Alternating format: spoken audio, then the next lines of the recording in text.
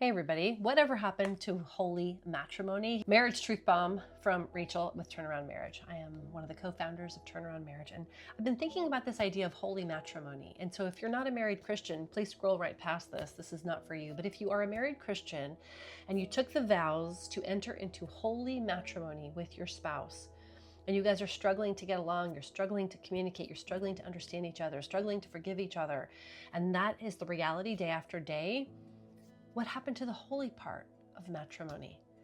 Is it just putting up with each other till death do you part? Is that what holy matrimony is all about? God has so much more in his heart for your marriage. No wonder counseling is not enough, because counseling, as we all know, focuses on learning where these patterns started from and looking back at your childhood and seeing how you were shaped and the beliefs you had and the traumas and hurts that you experienced and how that's impacting you now. And, counseling is also about talking about your feelings and problems. But if you're not dealing with the holy part of matrimony, your strategy is falling short. Because yes, you need to understand why you are the way you are. And yes, you need to learn how to communicate effectively. But you need so much more than that. When you have a holy matrimony, when you've entered into a covenant, not just a contract that can be thrown away and ditched whenever it gets hard and rough, but a covenant which is more than a promise. Right? You enter that covenant with you and your spouse and with God in front of your friends and family, or in front of the justice of the peace or whoever. But that holy matrimony should look a certain way. And when we look at Ephesians 5 and we see that Paul is telling husbands and wives how to treat each other, that it is a picture of Christ and his bride, we need to pay attention, because Christ, the way he loves his bride, and the church, the way she's supposed to honor and follow and uphold the head, Jesus. That's the picture of how it should look, this beautiful, holy picture of Christ washing his bride and purifying her and loving her and sacrificing himself for her.